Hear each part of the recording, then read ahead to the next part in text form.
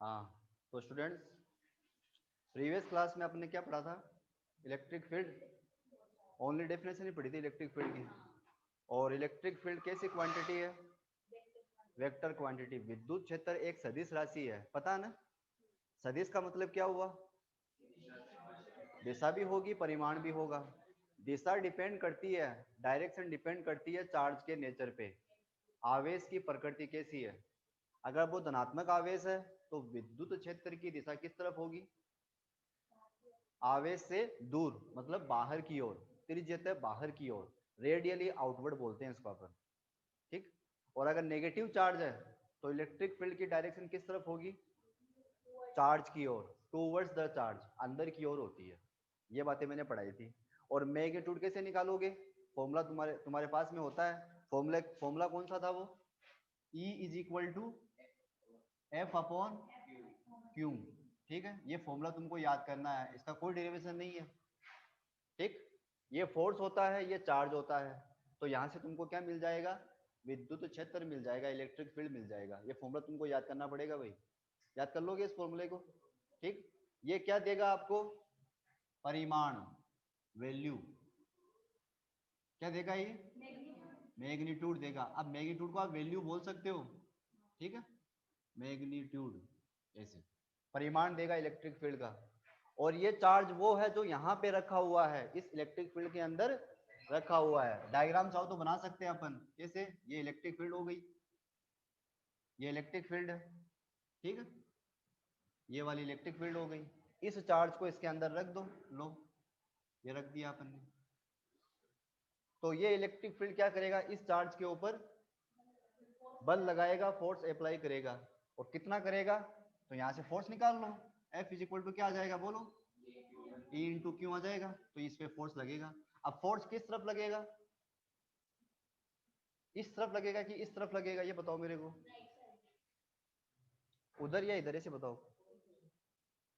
अच्छा मेरे को बात बताओ, ये जो इलेक्ट्रिक फील्ड है ये कौन बना रहा है? कोई ना कोई चार्ज तो बनाएगा ना। क्योंकि विद्युत क्षेत्र कौन बनाता है? एक आवेश बनाता है, एक स्थिर आवेश, एक बिंदु आवेश बनाता है अपने चारों ओर।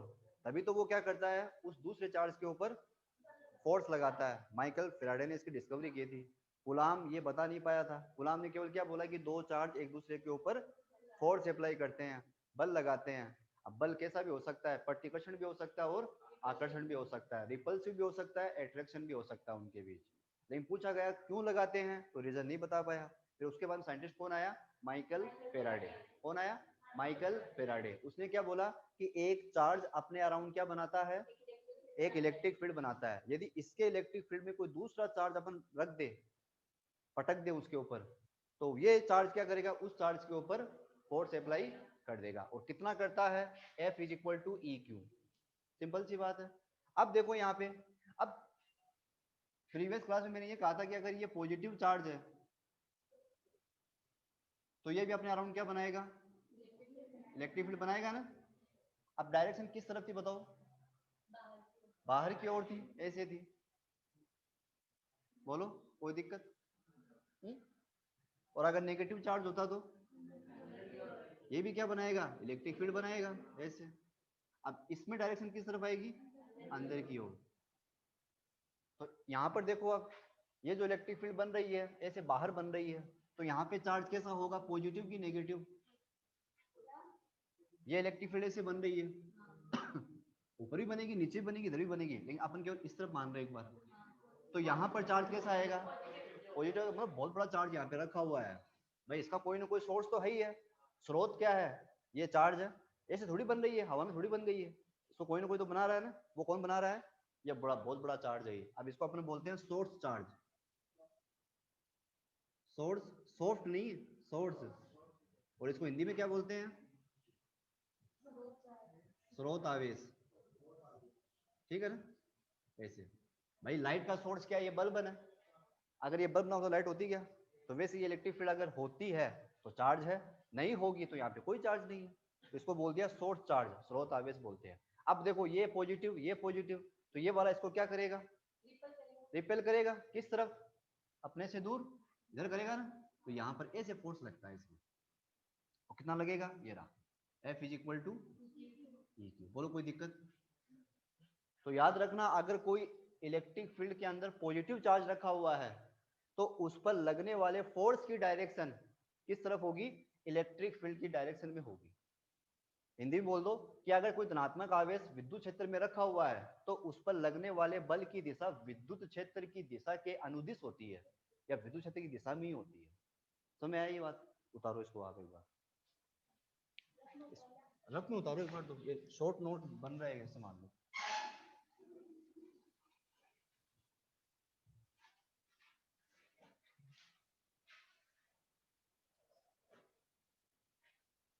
ठीक है, ये भी एक फॉर्मूला बन गया है। ठीक है, F is equal to E Q, E is equal to F by Q, F is equal to E Q. फिर ये बनाओ, फिर इसके आगे यहाँ पे एक बड़ा चार्ज लगा दो, शॉर्ट चार्ज बोलते हैं इसको। तो ये चार्ज क्या करेगा? इसको रिपेल करेगा। ठीक, ये लिखा हुआ है अफसाना आपके कैसे लिखा हुआ है ना?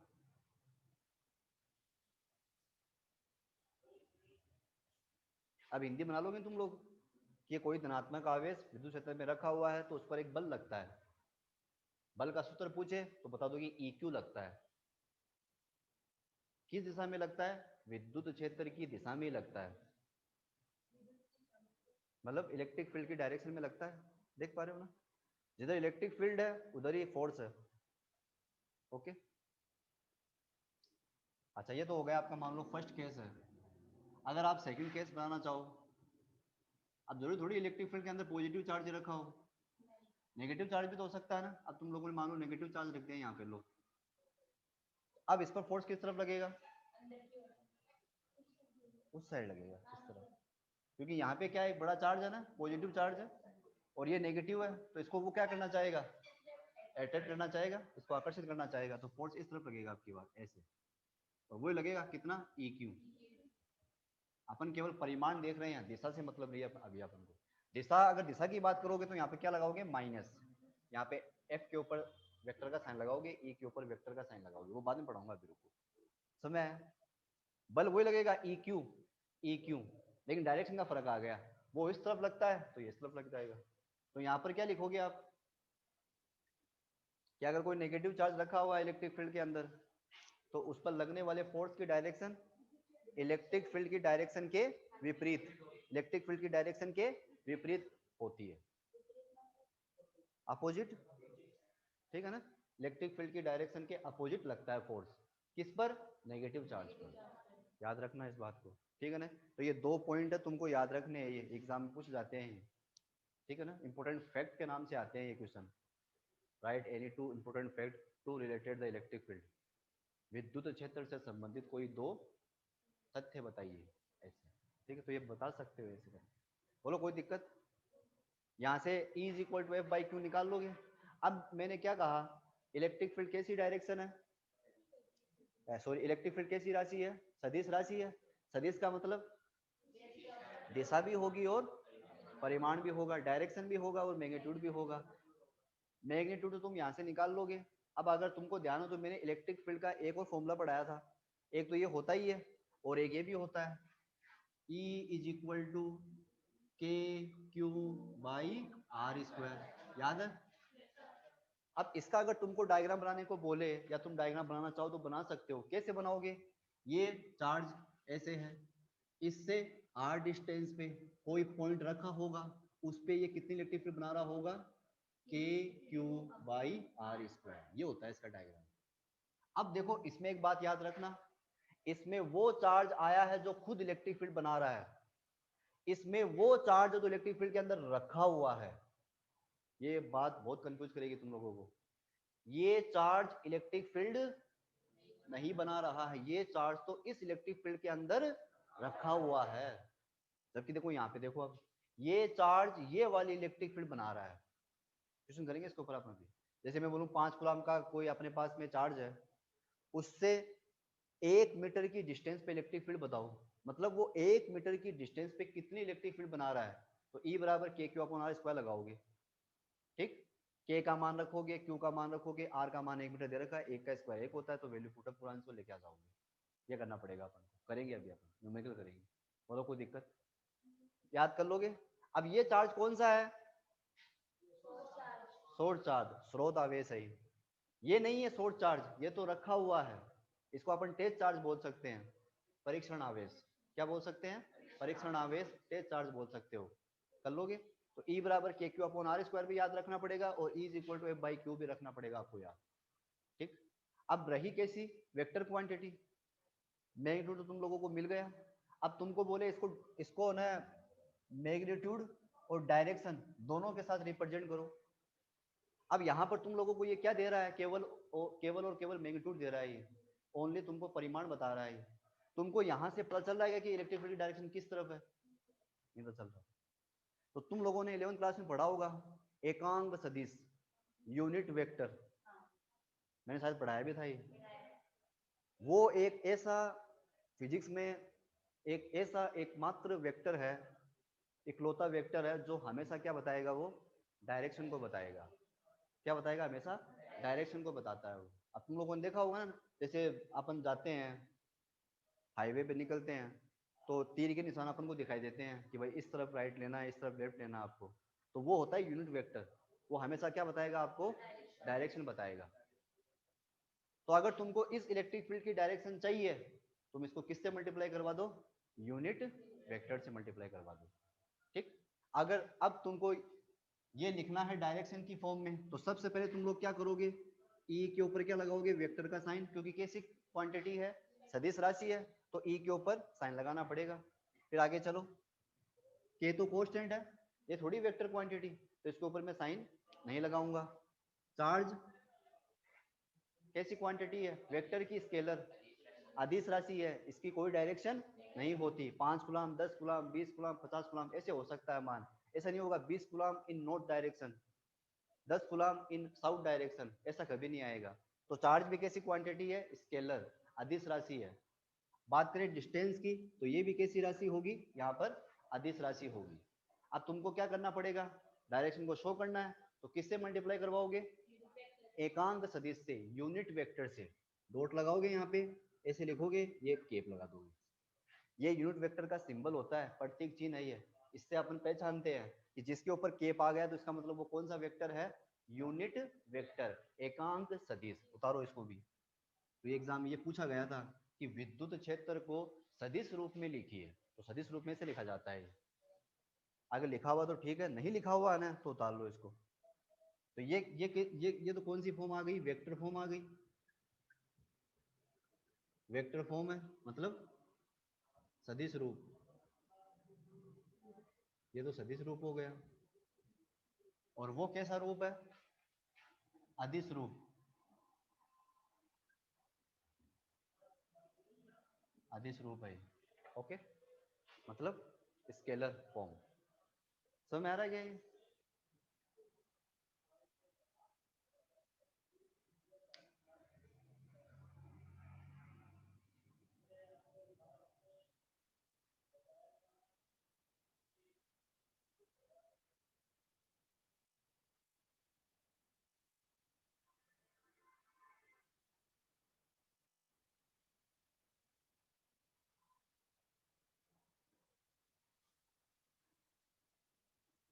याद कर लोगे ना? एक चार्ज r डिस्टेंस पे इतनी इलेक्ट्रिक फील्ड बनाएगा, के क्यू अपॉन आर स्क्वायर। ठीक। और अगर तुमको इलेक्ट्रिक फील्ड निकालना हो कि कोई चार्ज रखा हुआ है, फोर्स दे रखा है, तो इलेक्ट्रिक फील्ड ऐसे निकाल लो। कर लोगे, कोई दिक्कत नहीं है। अब इलेक्ट्रिक फील्ड की यूनिट की बात करते हैं। यूनिट ऑफ इलेक्ट्रिक फील्ड,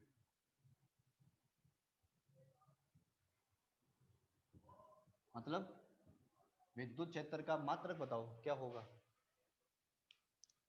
मात्रक क्या होता है? मात्रक किस में मापेंगे इसको अपन? जैसे तुम कार्य को जूल में मापते हो, बल को न्यूटन में मापते हो, तो इलेक्ट्रिक फील्ड का मात्रक क्या होगा? फॉर्मूले से बता दो फटाफट। हाँ, एफ अपन क्यू से बता दो, न्यूटन पर कूलम। इतना सोचने वाली बात क्या है भाई? विद्युत क्षेत्र का मात्रक देख लो ना, ये तो ई है, इसका बताना अपन को। तो यहाँ पे तो ई लिखा, कोई दिक्कत नहीं है। फोर्स का मात्रक क्या होता है? न्यूटन, एन लिख दिया। नीचे क्या है? चार्ज, आवेश है, आवेश का मात्रक कूलम, न्यूटन पर कूलम। अरे तू बंद कर ले इसको। तो ये अभी आपको याद रखना है, 1 मार्क में पूछा जाता है कि विद्युत क्षेत्र का मात्रक लिखिए, क्या होगा, न्यूटन पर कूलम। कर लोगे। अब इसमें तुमको दिक्कत बताऊं कहाँ आती है, तुमको आती है विमीय सूत्र में, डायमेंशनल फॉर्मूले में दिक्कत आती है। अब 11th क्लास में तुमने डायमेंशनल फॉर्मूला मैंने पढ़ाया नहीं होगा शायद, पढ़ाया था ना मैंने तो, टीचर भी थोप दो, ठीक है ना। इसको उतार रहे हो क्या, इसका मात्रक क्या होगा, न्यूटन पर कूलम, इसको उतार लो। यूनिट ऑफ इलेक्ट्रिक फील्ड क्या होगी, न्यूटन पर कूलम। याद हो जाएगा नहीं तो कोई दिक्कत नहीं है। अब देखो फर्स्ट चैप्टर तो ऐसे ही चलेगा, ठीक है ना। जब सेकंड चैप्टर होगा ना तो मैं हिंदी मीडियम इंग्लिश मीडियम को सेपरेट कर दूंगा फिर, क्योंकि वो पढ़ाया हुआ भी नहीं है, यहाँ पढ़ाया हुआ है वो, अच्छा कि वो भी ऑनलाइन में मिल जाएगा आपको, लेकिन वो थोड़ा टिपिकल होता है, वो गाउस लो आते हैं उसके अंदर, गाउसियन सरफेस आती है, समझ में नहीं आता, वो पूरी एक इमेजिनरी चीज़ है वो, तो समझाना पड़ेगा। अभी अगर चलेगा, ठीक है, बिठा दे इसको। तो 3-4 बातें सीख ली आपने। एक तो E बराबर एफ बाई क्यू होता है, ठीक है। और अगर एक पॉजिटिव चार्ज इलेक्ट्रिक फील्ड के अंदर रखा हुआ है तो उस पर एक फोर्स लगेगा, फोर्स हमेशा इलेक्ट्रिक फील्ड के डायरेक्शन में ही लगता है। अगर नेगेटिव चार्ज है तो अपोजिट डायरेक्शन में लग जाएगा फोर्स। फोर्स का फॉर्मूला क्या होगा, ई क्यू, क्या होगा, ई क्यू, ठीक है। और एक चार्ज आर डिस्टेंस पे इलेक्ट्रिक फील्ड कितना बनाएगा, ई बराबर के क्यू अपॉन आर स्क्वायर। ई बराबर के क्यू अपॉन आर स्क्वायर आपको केवल क्या देगा, मैग्नीट्यूड, परिमाण देगा। डायरेक्शन चाहिए तो किससे मल्टीप्लाई करवाओ, एकांक सदिश से, यूनिट वेक्टर से मल्टीप्लाई करवा दो, आपको डायरेक्शन मिल जाएगी। अब बात करते हैं इसके डायमेंशनल फॉर्मूले की, ठीक है ना। करें इसके डायमेंशनल फॉर्मूले की बात, विमीय सूत्र की, डायमेंशनल फॉर्मूला, ठीक है, विमीय सूत्र। अब विमीय सूत्र हमेशा मात्रक से ही ज्ञात होता है। मात्रक याद हो गया ना, क्या है मात्रक, न्यूटन पर कूलम, याद कर लो वहां से, खत्म। कैसे, देखो E इज इक्वल टू क्या होता है, एफ बाई क्यू, इसका मात्रक न्यूटन है, इसका मात्रक कूलम है। अब फोर्स का डायमेंशनल फॉर्मूला तुमको डायरेक्ट याद करना पड़ता है, हालांकि तुम फोर्स का फॉर्मूला ये लिखते थे ना 11th क्लास में, एम ए, वो यहाँ से आता है। अब ये फोर्स का फॉर्मूला क्या होता है, फिजिक्स के टीचर डायरेक्ट याद रखते हैं, और अगर मान लो स्टूडेंट को समझ में नहीं आया कि कैसे आया तो वो समझा देता है कि भाई इस फॉर्मूले से आता है वो। अब कैसे आता है, अब समझ सकते हो, जैसे ये एम है, एम का मतलब क्या हुआ, मास। मास का डायमेंशनल फॉर्मूला किससे डिनोट होगा, कैपिटल एम से, किससे, कैपिटल एम से, ऐसे। पावर कितनी आएगी, 1, क्योंकि इसके ऊपर पावर कितनी है, एक है ना। ए का मतलब क्या है, त्वरण, एक्सेलरेशन, और एक्सेलरेशन किसी बॉडी में कब आएगा, फोर्स लगेगी, फोर्स लगेगी तो उसके वेलोसिटी में क्या आएगा, चेंज आएगा, डिफरेंस आएगा। Rate of change in velocity is called acceleration. और एक्सेलरेशन की जो यूनिट होती है वो क्या होती है, मीटर पर सेकंड स्क्वायर। इसकी जो यूनिट होती है वो क्या होती है, मीटर पर सेकंड स्क्वायर होती है। अब मीटर का मतलब लेंथ, तो लेंथ का डायमेंशन फॉर्मूला क्या होता है, एल होता है। सेकंड का मतलब टाइम, इसका स्क्वायर, तो टाइम का स्क्वायर कर दो, खत्म। लो, तो यहां से जो फोर्स का फॉर्मूला बनता है वो कितना बनता है, m1 l1 t माइनस 2। तो ये डायरेक्ट याद करना पड़ता है अपन को, यहाँ कौन इतना वो झंझट वाले, तो आप डायरेक्ट याद करो m1 l1 t माइनस 2, तो वो यहाँ पे पुटअप करो, यहाँ पे पुटअप करो, क्या आएगा देखो, m1 l1 t माइनस 2 लिख दिया। अब नीचे क्या है, कूलम। अब तुमने पढ़ लिया ये वाला भी, ये 10th क्लास में पढ़ा तुमने, I बराबर Q बाई टी होता है, तो Q बराबर क्या होगा, आई टी। भाई क्यों क्या है, चार्ज, तो चार्ज का मात्रक क्या होता है, कूलम, तो I इंटू टी, आई का मतलब एम्पियर और टी का मतलब कैपिटल टी, ए टी, इसका विमीय सूत्र किसका, कूलम का। तो कितना आया, ए टी, ए1 टी1। अब सोल्व कर लो इसको, तुम्हारे पास में इलेक्ट्रिक फील्ड का विमीय सूत्र मिल जाएगा, देख लो। m1 तो कोई दिक्कत ही नहीं है, l1 भी कोई दिक्कत नहीं है। अब ये देखो T1 है, ये ऊपर जाएगा, -2 ऑलरेडी लगा हुआ है, तो कितना हो जाएगा, T माइनस 3। और साथ में क्या है A-1, ये हो गया। अब या तो तुम इसको डायरेक्ट याद कर लो या फिर समझ के याद कर लो, ये भी एग्जाम में पूछा गया है कि इलेक्ट्रिक फील्ड का वी में सूत्र बताओ, तो क्या होता है M1 L1 T-3 A-1। उतारो इसको, कहाँ से उतारोगे, डायमेंशनल फॉर्मूले से उतारोगे, वो एक्स्ट्रा चीज होती है,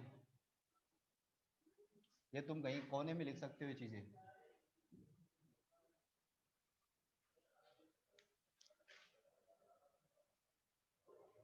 M1 L1 T-3 A-1।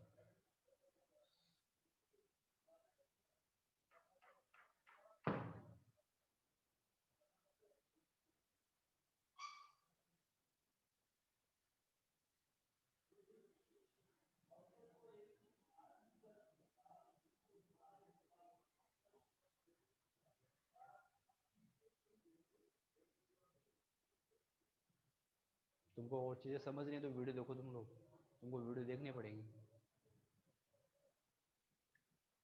हालांकि वीडियो इंग्लिश मीडियम में है, लेकिन बोलते तो हिंदी में है ना, तो हिंदी बोलते हैं तो उस वक्त कैप्चर किया करो कि क्या बोल रहे हैं सर, उसके बाद नोट्स बना लो अपने। समझ में आया नहीं, बी में सूत्र कैसे निकालोगे, ऐसे निकालना पड़ता है। अभी 11th अपना तैयार होना चाहिए इसके लिए, क्योंकि 12th में तो है चीज़ें है नहीं है बी में सूत्र वाली, ये तुमको 11th में मिलती है, ऐसे निकालते हैं। फोर्स का डायरेक्ट याद रखो M1 L1 T-2, कई जगह काम आता है फोर्स। और चार्ज का देखो याद कर लो AT A1 T1, सोल्व करो इसको, याद रहेगा M1 L1 T-3 A-1। ठीक है,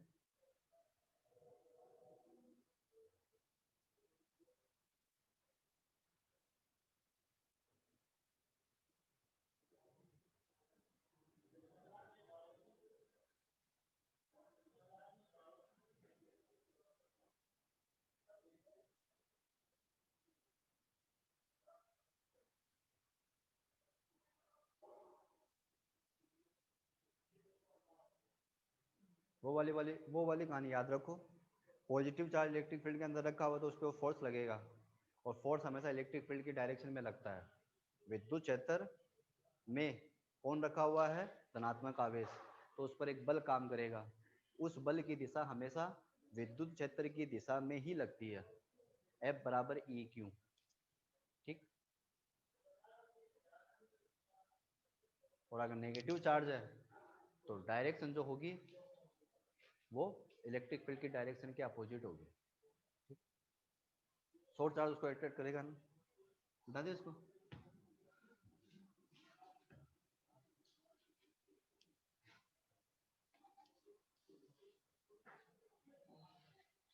अब इलेक्ट्रिक फील्ड के ऊपर न्यूमेरिकल आते हैं।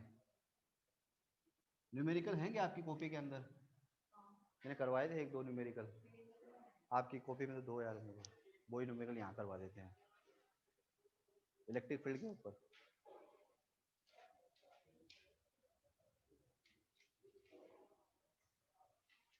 ऐसे हेडिंग लगा दे रहा भाई, न्यूमेरिकल।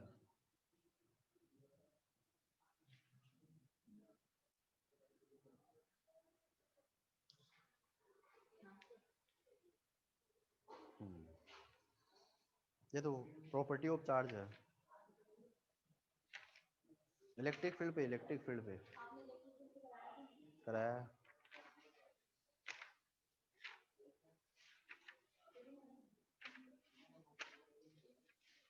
इलेक्ट्रिक फील्ड का तुमने किया ही नहीं है वहीं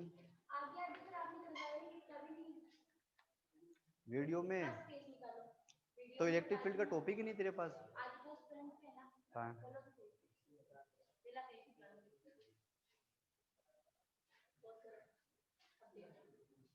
ये तो इलेक्ट्रिक चार्ज एंड फील्ड तो चैप्टर का नाम है।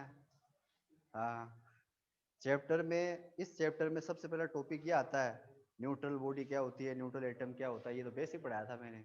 इलेक्ट्रिक फील्ड का है ही नहीं तेरे पास में टॉपिक, तो इसका भी नहीं, तो फिर तुम वीडियो देखो मेरे, तूने क्योंकि 17 लेक्चर देखे तुमने, है क्या विद्युत क्षेत्र परिभाषा लिखी हुई है पहले तो। एक स्रोत आवेश अपने चारों ओर एक क्षेत्र उत्पन्न करता है, जिसमें रखा एक अन्य आवेश अपने आप पर एक बल का अनुभव करता है, ऐसे क्षेत्र को विद्युत क्षेत्र कहा जाता है। देखो हाँ कहाँ है? हाँ ये देखो ई बराबर है बाई एफ 276 ये लिखा हुआ ना, वेरी गुड। न्यूमेरिकल नहीं है इस पे, ये तूने बनाया ना यार, ये अच्छे बनाया। ये किसी वीडियो से बनाया क्या? वह सबसे छोटा आवेश जो समय विद्युत क्षेत्र पर नहीं करता तथा यह हमेशा धनात्मक होता है, इसे परीक्षण आवेश कहते हैं। बहुत बड़ी अच्छी बात है।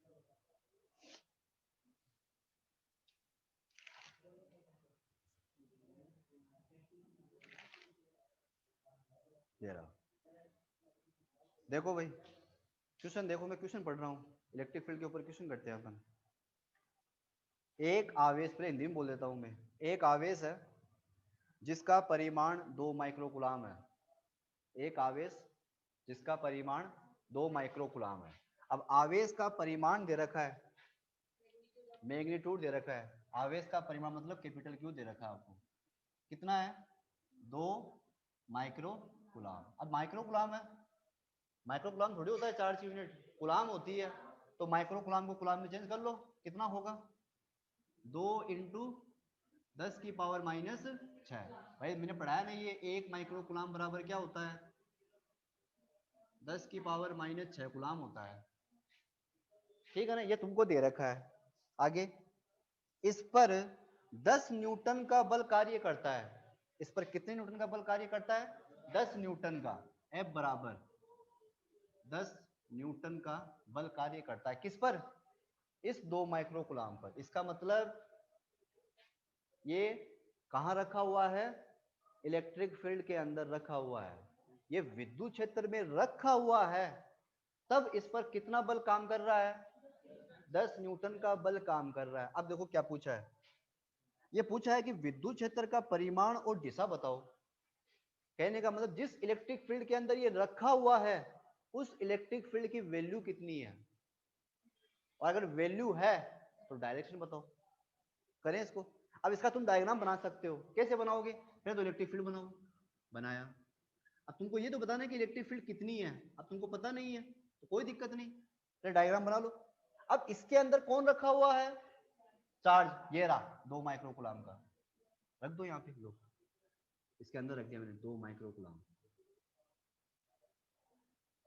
जैसे इसमें रखोगे तो इस पे क्या लगने लगेगा फोर्स, फोर्स लग रहा है, कितना लग रहा है 10 न्यूटन। अच्छा बताओ 10 न्यूटन इधर आएगा कि इधर आएगा, क्यों,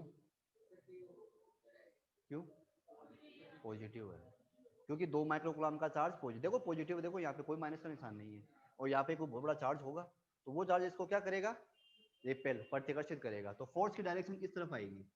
और मैंने तुम लोगों को कह भी दिया है कि अगर पॉजिटिव चार्ज रखा हुआ है तो इलेक्ट्रिक फील्ड की डायरेक्शन में ही लगता है क्या फोर्स, ये तो कितना लग रहा है 10 न्यूटन। बोलो कोई दिक्कत, तो बताओ इस इलेक्ट्रिक फील्ड की वैल्यू कितनी है, फॉर्मूला तुम्हारे पास में है, E इज इक्वल टू क्या होता है F अपॉन Q। अब कुछ लोग सोच रहे हैं कि सर E बराबर के क्यू अपॉन आर स्क्वायर भी तो होता है, भाई ये भी सही है, लेकिन ये तुम कब लगा सकते हो जब तुमको R की वैल्यू दे, डिस्टेंस की तो बात ही नहीं कर रहा है यहाँ पे, तो कैसे लगाओगे, तो दिमाग लगाओ ना। हाँ, और ये पहली बात तो ये जो चार्ज दे रखा है ये एक तो पहली बात तो ये चार्ज है ना, सोर्स चार्ज है ही नहीं, ये सोर्स चार्ज है क्या, ये तो रखा हुआ है यार, बना थोड़ी रहा है, जो बनाता है वो होता है सोर्स चार्ज, तो ये तो रखा हुआ है इसके अंदर इलेक्ट्रिक फील्ड के अंदर, तो ये तो टेस्ट चार्ज हो गया, तो फॉर्मूला ये काम मिलेंगे अपन। अब यहाँ पे मैंने स्मॉल क्यू लिख रखा तो यहाँ पे कैपिटल क्यू लिख दो, उससे फर्क नहीं पड़ेगा, नीचे चार्ज तो आने वाला ही है, वैल्यू पुट अप करो, एफ की वैल्यू कितनी है 10, चार्ज की वैल्यू कितनी है 2 इंटू 10 की पावर माइनस 6, ये लगाओ, ये लगाओगे तुम, वो मतलब 2, और इसको ऊपर ले जाओ, देखो 2 से 10 काटोगे तो 5 आ जाएगा, और ये ऊपर जाएगा 10 की पावर 6। अब बस तुम यही छोड़ देते हो, गलत हो जाएगा, मात्रक भी लगाओ, मात्रक क्या आएगा न्यूटन पर कूलम, खत्म, ये हो गया आंसर, कर लोगे, क्वेश्चन उतारो।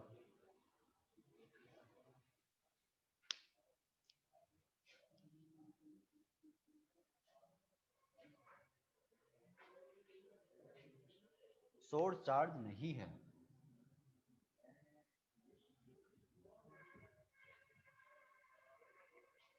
एक चार्ज है, उसका मैग्नीट्यूड तुमको 2 माइक्रोकूलम दे रखा है, उस पर 10 न्यूटन का फोर्स काम करता है, तो बताओ इलेक्ट्रिक फील्ड कितना है? ये क्वेश्चन है।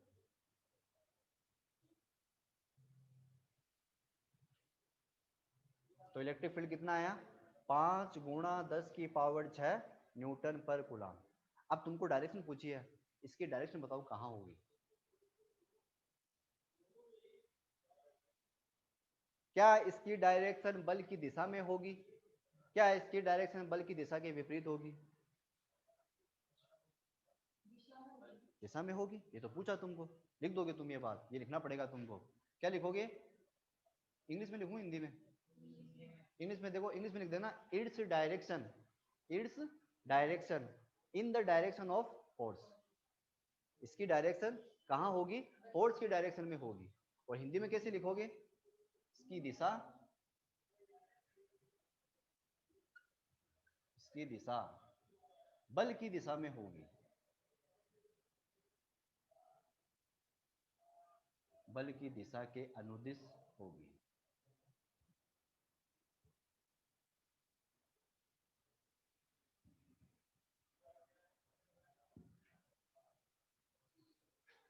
ये तुमको पूछा, ये भी तुमको बताना पड़ेगा डायरेक्शन किस तरफ है। कर लोगे? अब अगला जो क्वेश्चन दे रखा है, हाँ बिठा दे, बिठा दे, बिठा दूं। Its direction in the direction of force, इसकी डायरेक्शन फोर्स की डायरेक्शन में होगी। देखो इलेक्ट्रिक फील्ड की डेफिनेशन तुमको याद रखनी है, इलेक्ट्रिक फील्ड के दो फॉर्मूले तुमको याद रखने हैं, ठीक है? इलेक्ट्रिक फील्ड की यूनिट क्या होती है, इलेक्ट्रिक फील्ड का डायमेंशनल फॉर्मूला क्या होता है, और इलेक्ट्रिक फील्ड के ऊपर न्यूमेरिकल एक या दो, बहुत सफिशियंट है, बस इतना ही आता है एग्जाम में, ज़्यादा नहीं आएगा। इलेक्ट्रिक फील्ड लाइंस वो तुमको पढ़नी पड़ेगी, वो अलग होती है, उसकी प्रॉपर्टी 3-4 प्रॉपर्टी पूछता है एग्जाम में, ठीक? अगला क्वेश्चन देखो क्या है इसमें, दो बिंदु आवेश, 2 पॉइंट चार्ज है, ठीक, जिनके परिमाण क्रमशः 5 गुलाम और 2 गुलाम है। कितने हैं? 5 गुलाम और 2 गुलाम है, दो चार्ज है, 2 पॉइंट चार्जेस है। वैल्यू वैल्यू लिख लेते हैं पहले। एक तो Q1 दे रखा है, कितना है? 5 गुलाम। एक Q2 दे रखा है, कितना है? 2 गुलाम। दो बिंदु आवेश है, ठीक है। फिर बोला है इन आवेशों को मिलाने वाली रेखा के किस बिंदु पर, इन आवेशों को मिलाने वाली रेखा के किस बिंदु पर परिणामी विद्युत क्षेत्र शून्य होगा? वही वाली कहानी, अगर तुमको याद हो तो ऐसा क्वेश्चन मैंने फोर्स में भी करवाया है कि दो चार्जेस लिए थे, लाइन ज्वाइनिंग थी, तो लाइन ज्वाइनिंग के किस पॉइंट पर नेट फोर्स 0 होगा? तो तुम लोगों ने क्या किया था, एक चार्ज है ना वो छोटे वाले चार्ज के पास में लेके गए थे तुम लोग, ताकि यार बड़े चार्ज का फोर्स भी लग जाए इसके ऊपर, और बड़े चार्ज का भी लग जाए, छोटे चार्ज का भी लग जाए, बड़े चार्ज वाले का फोर्स थोड़ा कम हो जाएगा, छोटे चार्ज वाले का फोर्स थोड़ा ज्यादा हो जाएगा, जिससे वो इक्विलिब्रियम कंडीशन में रहेगा। ये क्वेश्चन यहाँ पर आ गया, वो फोर्स के लिए था, ये किसके लिए आ गया आपकी बात? इलेक्ट्रिक फील्ड के लिए आ गया। तो सबसे पहले तुम लोग क्या करो, इन दोनों को है ना लाइन ज्वाइनिंग में करो। तो एक तो 5 गुलाम का चार्ज है, और एक कितना है? 2 गुलाम का, ऐसे पड़े हुए हैं। और ये क्या होगी इनकी लाइन ज्वाइनिंग, मिलाने वाली रेखा, कोई दिक्कत? अब पूछा है कि इस पूरी रेखा के, इस पूरी रेखा के किस बिंदु पर, किस बिंदु पर ई नेट, ई नेट का मतलब परिणामी विद्युत क्षेत्र कितना होना चाहिए? 0। नेट इलेक्ट्रिक फील्ड 0 होनी चाहिए, किस बिंदु पर होगी तुमको ये बताना है, ठीक। और आगे क्या दे रखा है, यदि दोनों बिंदु आवेशों के मध्य की दूरी 10 सेंटीमीटर है, इन दोनों के बीच की डिस्टेंस कितनी दे रखी है? 10 सेंटीमीटर, सेपरेशन दे रखा है 10 सेंटीमीटर। तो क्या ऐसा क्वेश्चन तुम कर सकते हो क्या? अगर तुम लोग फोर्स वाला क्वेश्चन कर सकते हो ना, तो इसमें कोई दिक्कत ही नहीं है। अब चेक करने का तरीका मैंने बताया आपको, कैसे चेक करोगे? पहले चार्ज को कहाँ पे रखोगे? इस बड़े चार्ज के पास में रखो, क्योंकि तुमको बोला है कि लाइन जॉइनिंग के किस पॉइंट पर, अपन को पता नहीं वो पॉइंट कहाँ पे है, वो यहाँ पर भी हो सकता है, इसके नजदीक भी हो सकता है, वो पॉइंट यहाँ भी हो सकता है, या फिर इसके नजदीक हो सकता है, या फिर वो पॉइंट यहाँ पे भी हो सकता है। पता ही नहीं अपन को कहाँ पे होगा। वो पॉइंट आपको ना सर्च करना पड़ेगा पूरी लाइनिंग में कि यार अपन को कहाँ क्या मिल जाए ई नेट। अब मेरे को बताओ, तुम लोगों ने ई बराबर के क्यू अपन आर स्क्वायर पढ़ लिया है, अब तुम लोगों ने यहाँ से क्या इंफॉर्मेशन हासिल की, क्या जानकारियां प्राप्त कर रहे हो तुम लोग यहाँ से? तुम लोग यहाँ पे देख पा रहे हो ना कि जो इलेक्ट्रिक फील्ड है वो चार्ज के क्या है, लग रहा है। इसका मतलब बड़ा चार्ज होगा तो इलेक्ट्रिक फील्ड भी बड़ी बनाएगा, सब कुछ देख रहा है फिजिक्स में। अगर छोटा चार्ज होगा तो इलेक्ट्रिक फील्ड भी क्या बनाएगा, छोटी बनाएगा। अब बताओ इन दोनों में बड़ा चार्ज कौन सा है, 5 कूलम का है, तो ये बड़ी इलेक्ट्रिक फील्ड बनाएगा। और 2 कूलम का चार्ज इसके सामने क्या पड़ गया, छोटा कमजोर, तो ये क्या बनाएगा, थोड़ा कम इलेक्ट्रिक फील्ड बनाएगा। हाँ समझ में आ रहा ना। वैसे अब अपन को एक क्या दे रखा है, एक आवेश दे रखा है कि वो कहाँ रखे कि वो उस पर नेट इलेक्ट्रिक फील्ड कितना हो, 0। देखो सबसे पहले यहाँ पे रख दो उसको, यहाँ पे रख दिया उस स्मॉल क्यू चार्ज को, कोई दिक्कत। अब ये 5 कूलम किस पॉइंट पर बताना है, सॉरी किस पॉइंट पर, अपन को चार्ज नहीं दे रखा, अगर चार्ज तो देता जब फोर्स अपन निकालते, ठीक है ना, किस पॉइंट पर। अब मान लो कि वो पॉइंट यहाँ पे है। अब देखो 5 कूलम का चार्ज पॉजिटिव और नेगेटिव है, पॉजिटिव, तो इसके लिए इलेक्ट्रिक फील्ड की डायरेक्शन किस तरफ होगी, इससे दूर होगी या इसके पास होगी। पढ़ा है तुम लोगों ने, अगर कोई चार्ज पॉजिटिव है तो इलेक्ट्रिक फील्ड की डायरेक्शन हमेशा अवे फ्रॉम द चार्ज होती है, चार्ज से दूर होती है। तो ये पॉजिटिव चार्ज है तो इससे इलेक्ट्रिक फील्ड डायरेक्शन किस तरफ होगी, इससे अवे, इससे दूर, इधर। और वो कितनी माने तुम लोगों ने थोड़ी देर के लिए। अब वहां पे आओ, क्या 2 कूलम का चार्ज भी पॉजिटिव है, तो इसके इलेक्ट्रिक फील्ड की डायरेक्शन, अरे इसके लिए भी दूर होगी, उस पॉइंट पे बताओ, इसके लिए उस पॉइंट पर क्या होगी, दूरी होगी, ऐसे होगी दूर। धनात्मक आवेश के लिए विद्युत की दिशा किस तरफ होती है, बाहर की ओर, इधर ही होगी, इसका मतलब डायरेक्शन इधर ही होगी, किसकी, उस 2 कूलम चार्ज की। कितनी मान ली। अब बताओ क्या यहाँ पर ई नेट 0 हो सकता है क्या,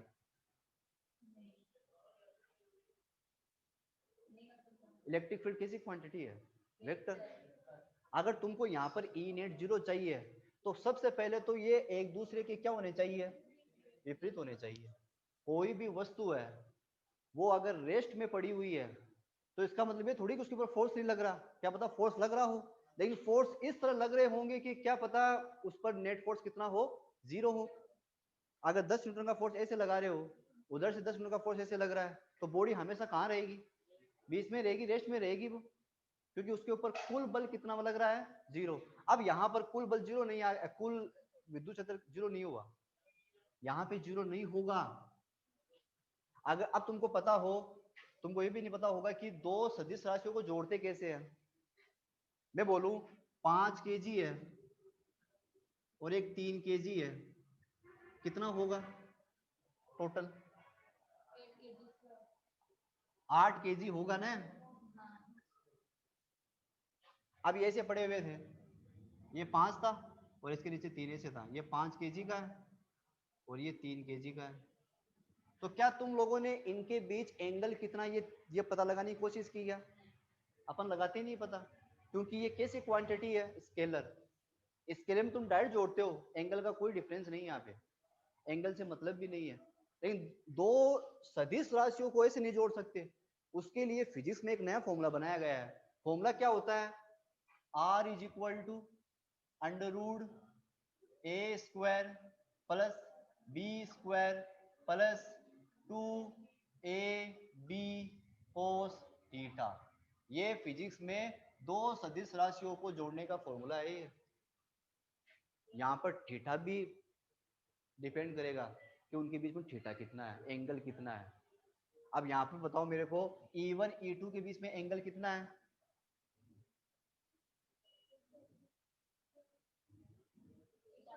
थीटा कितना है, एंगल कितना है इसमें, इन दोनों के बीच में कुछ नहीं है, ऐसे मिले हुए हैं दोनों, ऐसे थोड़ा गैप होता तो थीटा मिलता अपन को, ऐसे दोनों मिले हुए हैं, थीटा है नहीं ना, कितना हो गया थीटा, 0 हो गया। और याद रख लो जब दो सदिश राशियां एक दूसरे के समान होती है, डायरेक्शन में समान होती है, थीटा हमेशा कितना होता है, 0।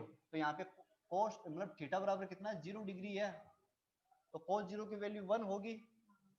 अब ए की जगह कौन आएगा, E1, बी की जगह कौन आएगा, E2, और आर की जगह कौन आएगा, E नेट। लो निकालो E नेट। अब तुम चेक कर लो कि E नेट 0 आएगा, चेक कर सकते हो। लो ए की जगह कौन है, E1, तो E1 का स्क्वायर प्लस बी की जगह कौन है, E2 का स्क्वायर। बोलो कोई दिक्कत, फिर plus 2 E1 E2 cos 0, cos 0 की वैल्यू 1, अंडूल लगाया, E1 का स्क्वायर प्लस E2 का स्क्वायर प्लस 2E1 E2। बोलो कोई दिक्कत। अब देखो A square plus B square plus 2AB का फॉर्मूला बन गया है ये, जो किसके इक्वल होता है, ए प्लस बी का होल स्क्वायर। तो यहां से क्या आ जाएगा, E1 का स्क्वायर, E1 प्लस E2 का होल स्क्वायर, अंडूड में स्क्वायर भी है अंडूड भी है, कैंसल, क्या बचा, E1 प्लस E2। बताओ 0 आया क्या, कहाँ 0 आ रहा है। इसलिए तुम याद कर लो कि जब दो वेक्टर क्वांटिटी, जब दो सदिश राशियां कहाँ होती है, एक दिशा में होती है, तो उनसे बनने वाली जो बड़ी राशि आएगी, मतलब जो परिणामी आएगा, वो कभी भी 0 नहीं आएगा। इसलिए ई नेट यहाँ पर 0। और क्वेश्चन में क्या बोला है कि वो पॉइंट सर्च करो जहां पे ई नेट क्या हो, 0 हो। तो यहाँ पे तो सवाल ही पैदा नहीं होता कि यहाँ पे ई नेट 0 हो जाएगा क्या, तो गलत हो गया, नहीं गलत हो गया। अब कहाँ पे आओगे, अब यहाँ पे चेक करो, वही सिचुएशन यहाँ बनेगी, सेम टू सेम यहाँ पे चेक कर सकते हो।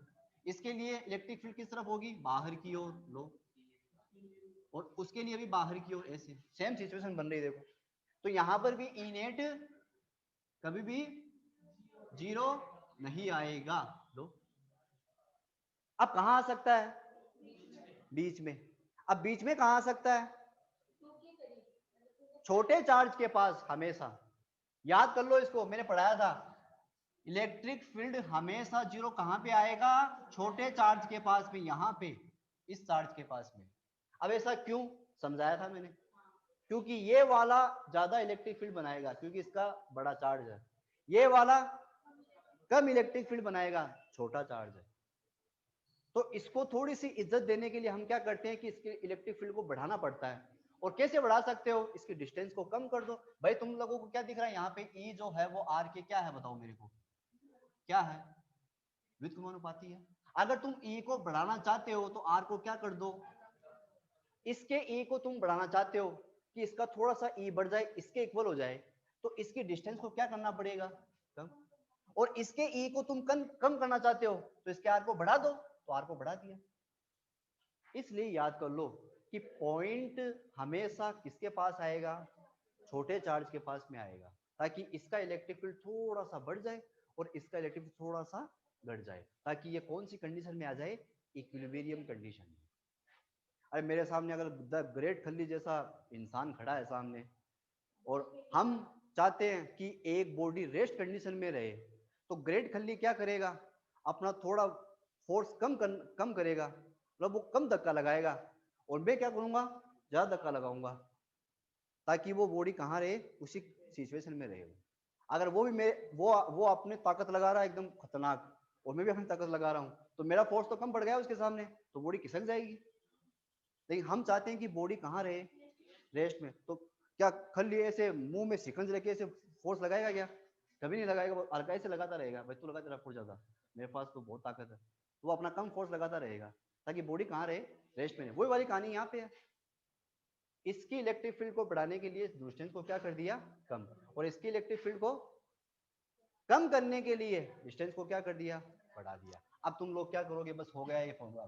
तो ये डिस्टेंस ये कितनी मान लोगे, x, ये कितनी बची, अरे बाप, ये सेंटर में है क्या, पूरी डिस्टेंस कितनी है, ये x है, तो कितनी बची, x माइनस 10। बड़ा कौन है, 10, ये x, तो ये कितनी बची, अरे मेरे पास थोपड़े में क्या लिखा, हाँ तो बोलो तो सुनो तो, अफसोस होता कभी कभी कि ये भी नहीं आता इनको। पहले मतलब एक टाइम तो ऐसा आता है कि बड़ी बड़ी चीजें बता देते हैं, सर ये होता है वो होता है, तो टीचर प्राउड करता है अपने आप को कि मैंने पढ़ाया इसको। और जब ऐसी चीजें पूछते हैं ना तो बेइज्जती सी महसूस होती है कि यार मैंने पढ़ाया। ठीक है ना, चलता है इतना तो समझ आ रहा है। अब देखो यहां पर ई नेट हमेशा कितना आएगा, 0 आएगा। अब क्यों आया चेक कर लो यार, 5 कूलम का चार्ज है, इस पॉइंट पर इलेक्ट्रिक फील्ड किस तरफ बनाएगा, इधर। और कितनी मानी तुम लोगों ने वो, ये वाला किस तरफ बनाएगा, इधर। देखो डायरेक्शन देखो क्या आ गई ना विपरीत, ये लो E2। अब ये ई नेट 0 होने के लिए इन दोनों को क्या करना पड़ेगा, ये ई नेट तुमको 0 करना है, तो ये E1 और E2 का मान क्या होना चाहिए। ई नेट का फॉर्मूला क्या है अपने पास में, E1 प्लस E2। ये ई नेट का फॉर्मूला आया गया। अब ये E1 प्लस E2 नहीं आएगा अब की बार, क्योंकि थीटा कितना हो गया बताओ यहाँ पे 180 हो गया। और जब तुम cos 180 लिखोगे तो यहाँ पे कितना आ जाएगा। अब थीटा की वैल्यू जब तुम 180 लिखोगे तो cos 180 कितना होता है, 1 होता है, लेकिन माइनस में होता है। तो यहाँ पे प्लस क्या आएगा माइनस, तो यहाँ पे क्या आ जाएगा E net E1 minus E2। ये कहाँ पे आएगा, यहाँ पे, यहाँ पे। लेकिन हम चाहते हैं कि 0 हो, तो ये एक दूसरे के क्या होने चाहिए, इक्वल। बहुत लो कॉन्फिडेंस में बोला है इक्वल। ई नेट कितना होगा, अब तुमको पता है ई नेट यहाँ पे कितना आ गया, 0 लिख दो, 0 बराबर E1 माइनस E2। तो E1 बराबर क्या लिख सकते हो, आ गए देखो, इस पॉइंट पर दोनों इलेक्ट्रिक फील्ड क्या होगी, इक्वल होगी। कब होगी, जब ई नेट कितना होगा, 0। आ गया देखो। अब E1 निकालो E2 निकालो, के क्यू अपना स्क्वायर से, यहां तक उतारो पहले। अब कैसे उतारोगे इसको बताओ, किधर से स्टार्ट करोगे, डायग्राम से। ठीक है ना, यहां से स्टार्ट करो, ये पूरा बनाओ। ठीक है करो स्टार्ट, कैसे बनाओगे, पहले डायग्राम बनाओ, एक काम पहले डायग्राम बनाओ, बनाओ डायग्राम।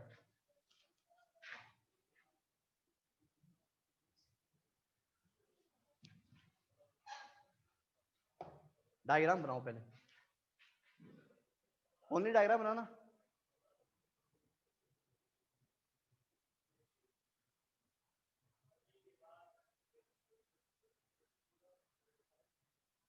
समझ में आया ना, ये क्वेश्चन क्या दे रखा है तुमको, क्वेश्चन दे रखा है कि 2 पॉइंट चार्ज है, जब 5 कूलम के 2 कूलम के, दोनों के बीच का सेपरेशन 10 सेंटीमीटर है। तो इन दोनों चार्जेस को मिलाने वाली लाइन जॉइनिंग के किस पॉइंट पर नेट इलेक्ट्रिक फील्ड 0 होगा, ये क्वेश्चन है। हाँ वही वाली कहानी है, तो ये सेम कहानी तो है।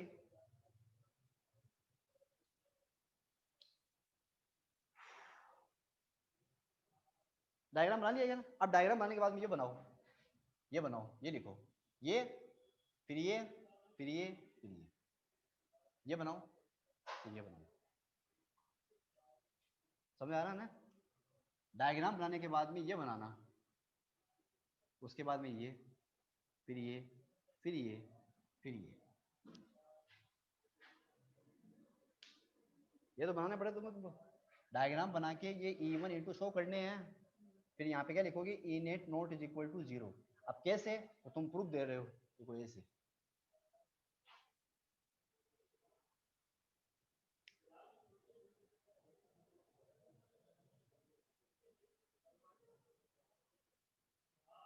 हाँ ये उतारो, वेरी गुड। ये दो वेक्टर क्वांटिटी को जोड़ने का तरीका, लिख सकते हो इसे अपनी भाषा के अंदर, दो सदिश राशियों को जोड़ने का फॉर्मूला, सूत्र। दो सदिश राशियों के बीच में एंगल क्या है वो भी फर्क पड़ता है, अगर तुम एंगल को इग्नोर करोगे तो तुम्हारा आंसर गलत आएगा, जबकि स्केलरों में ऐसा नहीं होता। 5 kg के ऊपर 3 kg का मास रखा हुआ है, तो कैसे रखा हो, टोटल मास कितना आने वाला है, 8 kg। चाहे वो टेढ़ा रखा हुआ हो, चाहे उसके ऊपर वो सीधा रखा हुआ हो, चाहे लेटा हुआ रखा हो, कोई मतलब नहीं है एंगल से, 8 kg का मास आएगा टोटल। बता लिया क्या आतिक? अब मेरे को बता दो भाई, यहाँ तो बता लिया मैंने सर, यहाँ तो बता लिया ना, बता लिया ना इसको। अब यहाँ पे आओ, यहाँ पे बनाओ E net not is equal to 0। ये इस डायग्राम में बना दो, डायग्राम में तो देखो E net not is equal to 0।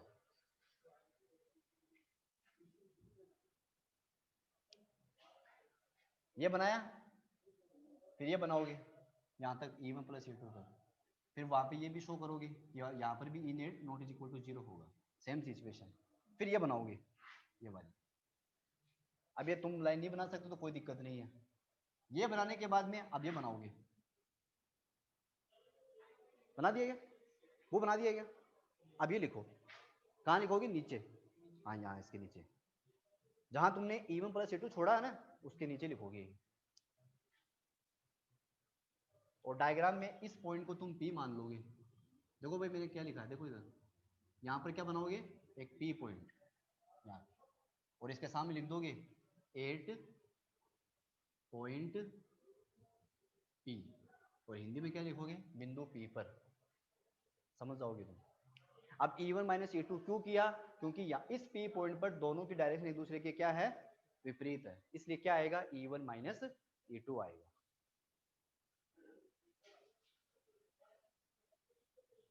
E net कितना आएगा? 0। 0 आएगा तो E1 का मान किसके बराबर होगा? E2 के। अब E1 निकालेंगे, E2 निकालेंगे, वैल्यू पुटअप करेंगे, आंसर लेके आएंगे। करिए स्टार्ट, बिठा दे इसको। ऐसा क्वेश्चन कर सकते हो ना, 3 मार्क्स का क्वेश्चन आता है एग्जाम में, पूरे 3 नंबर का क्वेश्चन आएगा ये।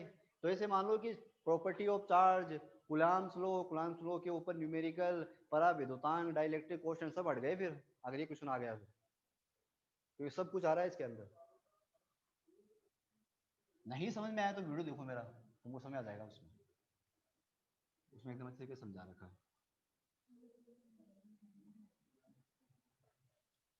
करिए स्टार्ट। अब E1 कौन बना रहा बताओ मेरे को? E1 डायग्राम में देखो, कौन सा चार्ज? E1 देखो ऐसे है, ये बना रहा है ना, ये गलती करते हैं अपन। बचपन में मुझसे बहुत गलतियां होती थी, लेकिन मैंने पढ़ा नहीं इसको, तो अभी पढ़ी है। तो E1 कौन बना रहा है? ये 5 गुलाम का चार्ज बना रहा है। अब लगता है सही है, साइकोलॉजी से बनती है, 2 गुलाम का बना रहा है, गलत हो जाएगा। E1 कौन बना रहा है? 5 गुलाम का। तो E बराबर क्या होता है? के क्यू अपॉन आर स्क्वायर। के की जगह तो के लिख दिया। अच्छा क्यू का मान 5। डिस्टेंस बताओ, कर दी ना, छोटी बात। एक्स है ना, तो एक्स का स्क्वायर। E1 आ गया। E2 बताओ, के की जगह के 2, 10 माइनस एक्स का होल स्क्वायर। कर लोगे? लेकिन तुमको लिखना है यार, यहाँ पे ऐसे लिखोगे इलेक्ट्रिक फील्ड इंटेंसिटी या electric field due to 5 coulomb charge, और यहाँ पे क्या लिखोगे? Electric field due to 2 coulomb charge. ऐसे लिखना पड़ता है, मतलब 5 कूलम के कारण विद्युत क्षेत्र, 2 कूलम के कारण विद्युत क्षेत्र, ऐसे लिखना पड़ता है। ठीक है। अब E1 E2 आ गया, वैल्यू पुटअप करो। E1 का मान ये रहा, k into 5 upon x square. अच्छा E2 का ये रहा, k into 2 upon 10 minus X का होल स्क्वायर। k से k कैंसल, क्या बचा? 5 upon x square, 2 upon 10 minus X का होल स्क्वायर। कर सकते हो ना? यहाँ से तुम क्या निकाल लोगे? x की वैल्यू पुटअप कर लोगे, x की वैल्यू निकाल सकते हो। उतारो यहाँ तक, ये फॉर्मूला नहीं है, तो मैंने ब्रैकेट बंद कर दिया कि भाई तुम आगे सोल्व कर सकते हो इसको।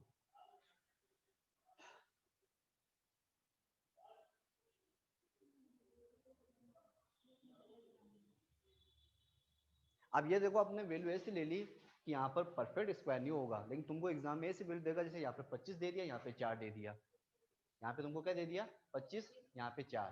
तो दोनों तरफ क्या कर दोगे?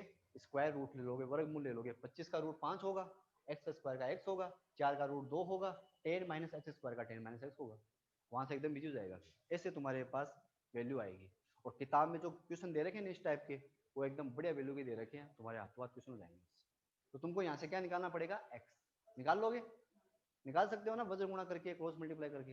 अब ये आगे का काम तुम्हारा है, उतारो बस। अब है ना, इसको यहाँ से याद कर लो कि जब भी ऐसा क्वेश्चन आए तो छोटे चार्ज के पास में हमेशा क्या करना है, पॉइंट को रखना है और E1 बराबर E2 करके मान निकालना अपन को, खत्म।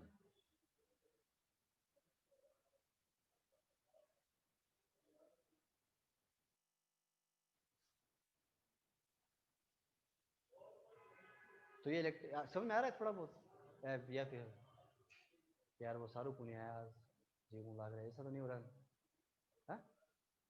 क्यों नहीं आया वो आज? फिर भी तो रीजन कोई बताया था कि वैसे वक्त ऐसे कहा था कि आऊंगा मैं। बहुत निकम्मा हो गया वो लड़का, उसके पापा खुद टीचर है। हाँ पैसे में ध्यान दे रहा है, छोड़ो पढ़ाई फिर।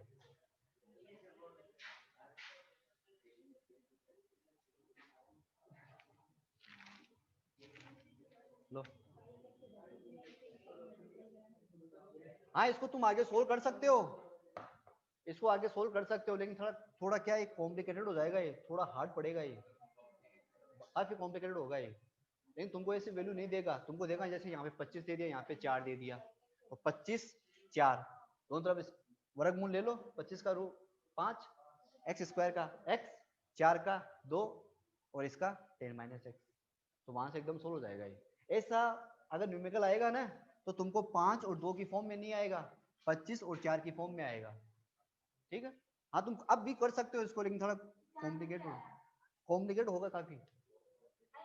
देखो हाँ रूट में आ जाएगा, रूट में करेंगे इसको, सोल्व करेंगे इसको, ठीक है। क्रॉस मल्टीप्लाई करवाओ, तो एक काम करो, एक काम करो, दोनों तरफ क्या ले लो पहले, वर्गमूल। क्या ले लो, दोनों तरफ वर्गमूल, स्क्वायर नहीं, वर्गमूल का मतलब अंडर रूट, दोनों तरफ वर्गमूल लेने पर ले लो, या रूट लगा दिया 5 अपॉन एक्स स्क्वायर, यहां पर भी क्या लगा दिया, under root 2 upon 10 minus X का होल स्क्वायर। बोलो कोई दिक्कत, अंडर रूट लगा दिया, ठीक। अब देखो इससे क्या होगा, 5 का तो रूट होता नहीं है, तो ऐसा कैसा लिख दिया, रूट 5, एक्स स्क्वायर और रूट में है तो एक आ जाएगा। आगे बोलो, 2 का रूट होता नहीं है, रूट 2 लगा दिया, और इसका 10 माइनस एक्स। बोलो कोई दिक्कत। अब क्या करवा दो, मल्टीप्लाई, क्रॉस मल्टीप्लाई करो, तो root 5 10 minus X is equal to root 2 X, multiply करो 10 को रूट 5 से, तो 10 root 5 X is equal to root 2 X, इसको इधर भेज दो, तो 10 root 5 is equal to root 2 X plus root 5 X. समझ में आ रहा? अब यहां से देखो, ये 10 रूट 5 हो गया, इज इक्वल टू, यहां से देखो x कॉमन आ रहा है, तो क्या बचेगा, रूट 2 प्लस रूट 5। बायोलॉजी वाले क्या करते हैं, रूट 7 लिख देते हैं करते हो तुम, बायोलॉजी वाले करते हैं root 2 plus root 5 is equal to root 7। कभी मत करना है ऐसा, जब दो रूट की संख्याओं के बीच में प्लस होता है ना तो कभी जुड़ते नहीं है वो, याद रखना। अगर मल्टीप्लाई करवाना होता तो 5 दूनी 10 कर देते तुम लोग, ठीक। बस हो गया, तो यहाँ से x निकाल लो, तो x इज इक्वल टू क्या आया, 10 root 5 upon root 2 plus root 5, answer लो। ये वो डिस्टेंस है जहां पर ई नेट कितना आएगा, 0, खत्म।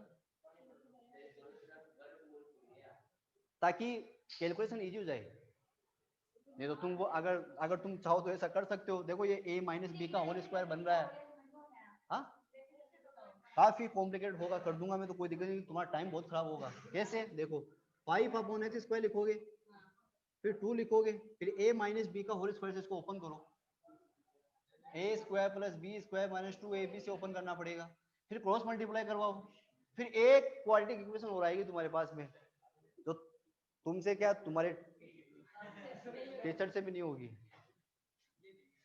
ये सही है, हमेशा क्या करो, यहां तक आ जाओ ना, दोनों तरफ क्या ले लो, वर्गमूल ले लो, खत्म। ताकि जो स्क्वायर वाली संख्या है ना वो हट जाएगी। मतलब उतारो इसको, उतारो उतारो भाई, इसको उतारो उतारो भाई। तो इलेक्ट्रिक फील्ड के ऊपर ऐसे क्वेश्चन आते हैं एग्जाम में, कर लोगे ना, इजी है।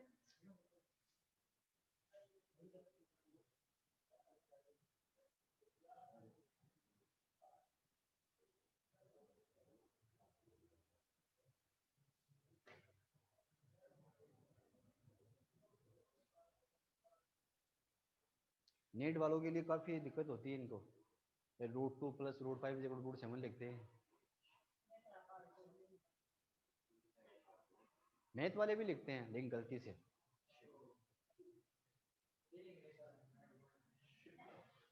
ये समझ में आया ना? यहाँ पे आ जाओगे तो ये वो डिस्टेंस आएगी जहां पर इनेट कितना होगा, 0। और ये x कहाँ से डिस्टेंस है, 5 कूलम के चार्ज से। 2 कूलम के चार्ज से निकालता तो 10 में से x घटाना पड़ेगा, अब 10 में से ये घटाना पड़ेगा। ये देखिए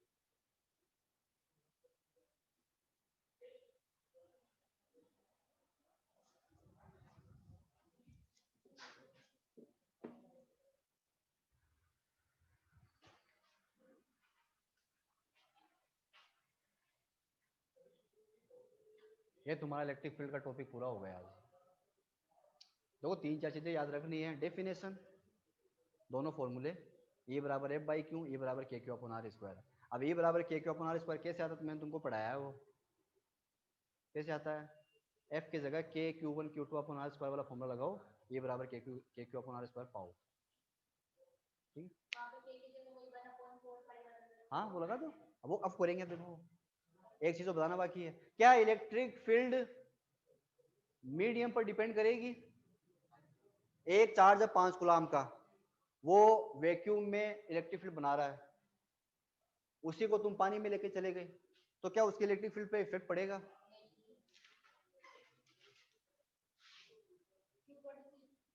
क्यों, हाँ बन रहा है, लेकिन वैक्यूम में तो वो बहुत दूर तक बना रहा था, पानी में कम बनाएगा, वो इफेक्ट पड़ेगा। तो मीडियम के नेचर पे भी डिपेंड करता है इलेक्ट्रिक फील्ड। बता दे, आते समझ में आ रहा है क्या। और भाई आ रहे हैं वापस, सुना है मैंने।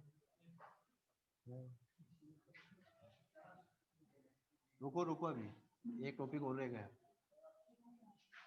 अब देखो ये टॉपिक होने के बाद में अपन इलेक्ट्रिक फील्ड लाइंस पढ़ेंगे। बोर हो गए तुम लोग, कौन बोर बोर पता से बताओ, कौन बोर हो गया।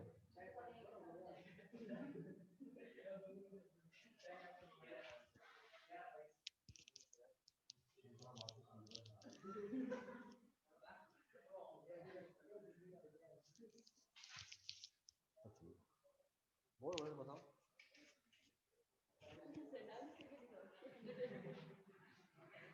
ये बड़ा ब्रोक डाउन। स्टार्ट करें, देखो अब लिखो,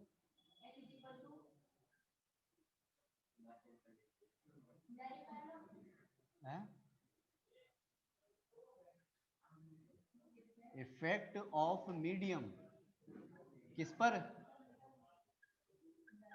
किस पर, ऑन इलेक्ट्रिक फील्ड। हिंदी में क्या लिखोगे, विद्युत क्षेत्र पर माध्यम का प्रभाव, विद्युत क्षेत्र पर माध्यम का प्रभाव। मतलब क्या इलेक्ट्रिक फील्ड मीडियम को चेंज करने पर चेंज होगी, चेक करना है। तो फॉर्मूला तुम्हारे पास में E बराबर क्या होता है बताओ, KQ/R², जहां K बराबर क्या होता है, पढ़ा गया शायद ये पहली बार देखा या फिर वीडियो में देखा था, ये देखा है ना, नोट में रहता है। तो K बराबर 1/4πε0 होता है, याद करो इसको, ठीक है ना। तो इसमें विलुप्त करो तो E बराबर तो क्या आएगा, 1/4πε0 Q/R²। तो उतारो, यहाँ तक उतारो पहले। पहले तुमको साफ साफ नजर आ रहा था कि इलेक्ट्रिक फील्ड चार्ज के मैग्नीट्यूड पर डिपेंड करता है। चार्ज बड़ा इलेक्ट्रिक फील्ड बड़ा, चार्ज छोटा इलेक्ट्रिक फील्ड छोटा, चार्ज नहीं तो इलेक्ट्रिक फील्ड भी नहीं, सिंपल सी बात है। डिस्टेंस पे भी डिपेंड कर रहा था, डिस्टेंस को बढ़ाते जाओगे इलेक्ट्रिक फील्ड कम होता जाएगा। देखो इनवर्सली प्रोपोर्शनल है, डिस्टेंस को कम करते जाओगे तो चार्ज इलेक्ट्रिक फील्ड बढ़ता जाएगा। तू चार्ज है, मैं यहाँ पे हूँ, अगर मैं तेरे पास में आता जाऊंगा तो तेरा इफेक्ट है ना, मेरे को और भी ज्यादा ऐसा लगा कि यार डिस्टेंस कम कर रहा हूँ तो मेरे ऊपर और ज्यादा फोर्स लगेगा, क्योंकि वहां पर इसका इलेक्ट्रिक फील्ड क्या है, ज्यादा है। इससे अपन दूर जाते जाएंगे ना तो सिंपल सी बात है कि इसका इलेक्ट्रिक फील्ड क्या हो जाएगा, कम हो जाएगा। जैसे यार सिंपल लाइट सोर्स है, ये बल्ब है, बल्ब से तुम दूर जाओ तो एक टाइम ऐसा आएगा कि इस बल्ब की रोशनी तुम पे आएगी नहीं, और एकदम नजदीक आ जाओ इसके तो तुम्हारी आंखें ऐसे बंद होती जाएगी फिर, क्योंकि वहां पे इसका इफेक्ट क्या है, ज्यादा। इससे दूर इसका इफेक्ट क्या हो गया कम। वैसे यहाँ पे देख पा रहे हो ना, अरे फिजिक्स में सब कुछ दिखता है, किसी से भी एग्जांपल समझ सकते हो तुम लोग। ये फिजिक्स है, केमिस्ट्री नहीं है, लाल का पीला पीले का लाल, ठीक है ना। तो देखो अब एप साइलोन नोड क्या था माहिन,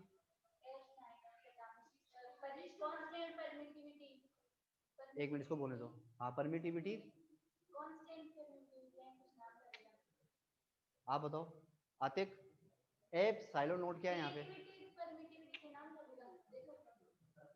ये नहीं पढ़ने का थोड़ा सा वो है।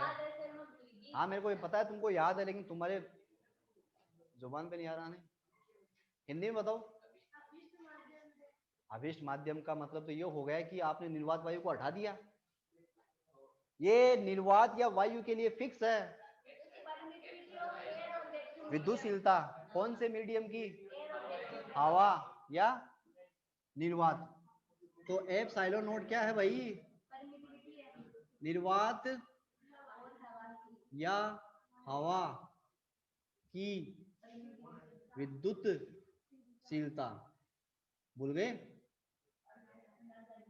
अब देखो इसका मतलब E डिपेंड कर रहा है किस पे, निर्वात या हवा पे। निर्वात या हवा क्या होते हैं, माध्यम।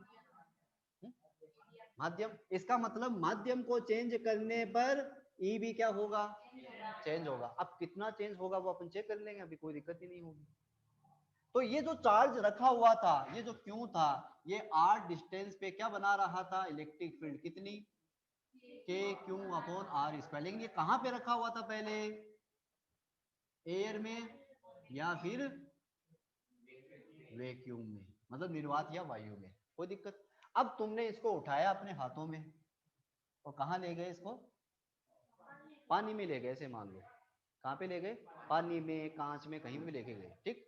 तो आपने अब की बार क्या कर दिया, मीडियम को चेंज कर दिया। तो देखो भाई ये क्यों चार्ज है, वही वाला डिस्टेंस वही है, लेकिन अब की बार मीडियम क्या हो गया, चेंज। और इसको अपन क्या बोलते हैं, एब्सोल्यूट मीडियम, अभिष्ट माध्यम। क्या बोलते हैं, अभिष्ट माध्यम। हिंदी में लिखूं, अभिष्ट माध्यम, बोलो कोई दिक्कत। अभिष्ट माध्यम मतलब यहाँ पर हवा निर्वात तो नहीं है, ये तो कंफर्म हो गया। यहाँ पर कुछ भी हो सकता है, कांच, पानी, गिल्सरीन, ऑक्सीजन, कुछ भी, दही, ये भी हो सकता है। हाँ वापस आओ एक बार 2 मिनट के लिए, ठीक है ना। तो देखो एब्सोल्यूट मीडियम। तो अब यहाँ पर जो इलेक्ट्रिक फील्ड आएगी वो कितनी आएगी, वही आएगी जो पहले आ रही थी, कितनी, के क्यू अपॉन आर स्क्वायर। अब की बार देखो के का मान क्या होगा, K is equal to 1/4 pi epsilon. बस छोड़ दो ये भाई, नोट लगा दोगे तो निर्वात वायु वापस आ जाओगे तुम, लेकिन तुमने तो निर्वात वायु को हटा दिया ना, तो यहाँ पे तुमको नोट नहीं लगाना, ठीक। तो कितना हो गया, ई बराबर बोलो 1/4 pi epsilon Q upon R square. तो ये आ गया देखो इलेक्ट्रिक फील्ड। अब कितना चेंज हुआ, कितना कम हुआ, ये बातें कौन बताता आपको, बताओ। कितना कम हुआ, कितना गुना कम हुआ, कितना बढ़ गया। इसके लिए मैंने एक टॉपिक पढ़ाया तुमको प्रीवियस क्लास में, डाइलेक्ट्रिक कांस्टेंट। ये वो भाई है जो सब कुछ बताएगा अपन को कि इलेक्ट्रिक फील्ड कितनी गुना कम हुई, फोर्स कितना कम हुआ, पोटेंशियल कितना कम हुआ, ये वो बताएगा, ठीक। एफ साइलोन आर कितना था बताओ भाई, एक तो था एफ अपॉन एफ एम, था ना, निर्वात या हवा में लगने वाला फोर्स और अभिष्ट माध्यम में लगने वाले फोर्स के अनुपात को अपन एप्सिलॉन आर बोलते हैं। इससे एक फॉर्मूला उड़ाया था अपना, बताओ कौन सा आया था, एप्सिलॉन अपॉन एप्सिलॉन नॉट। आज ये काम आएगा, आज ये नहीं काम आएगा, आज ये काम आएगा। तो देखो यहां से एप्सिलॉन आर बराबर क्या होता है, एप्सिलॉन अपॉन एप्सिलॉन। क्या तुम एप्सिलॉन बराबर लिख सकते हो एप्सिलॉन इनटू एप्सिलॉन, जो भी है आता नहीं मुंह पे। तो देखो एप्सिलॉन इज इक्वल टू क्या लिख सकते हो, एप्सिलॉन आर इनटू एप्सिलॉन लिख सकते हो क्या। अब देखो ये इसको हटाने के लिए ये पुटअप यहाँ पे करो ना, तो वो क्या आता है, करें स्टार्ट। तो देखो ई बराबर 1/4 पाई, एप्सिलॉन को हटा दिया, एप्सिलॉन आर इनटू, हाँ बोल तन्वी क्या बोल रहा है, और सही ई बराबर, बोलो कोई दिक्कत। अच्छा ये जो ई आ रही है ये कौन से मीडियम में है, तो यहाँ पर अपन ईएम लगा सकते हैं ना, क्योंकि तुमने माध्यम को क्या कर दिया चेंज, और वो निर्वात या वायु के लिए फिक्स है। ईएम का मतलब अभिष्ट माध्यम में विद्युत क्षेत्र, समझ आ रहा है, ठीक। अब देखो देखो यहाँ से कुछ चीजें चुन के आएगी, देखो 1/4 पाई, फिर ये एप्सिलॉन नॉट लिख दिया ना, फिर ये क्यू, फिर ये अपॉन आर स्क्वायर। अब देखो यहाँ पे लिख सकते हो ना एप्सिलॉन आर, इसको ऐसे करके लिख दिया मैंने। देखो एक की जगह एक, 4 पाई की जगह 4 पाई, इसके साथ में यहाँ लगा दिया, कोई फर्क थोड़ी पड़ेगा इससे, ऊपर चार्ज है ही है, डिस्टेंस है ही है, इसको मैंने क्या किया थोड़ा सा अलग करके लिखा है। अब देखो ये देखो तुमको क्या दे रहा है, देखो ये दे रहा है तुमको, ये क्या है, ई तो है, नीचे क्या आ रहा है, इधर क्या आ रहा है, क्या बता रहा है,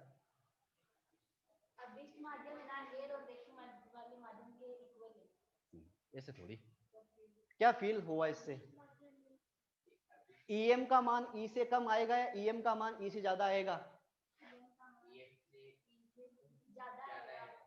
ई से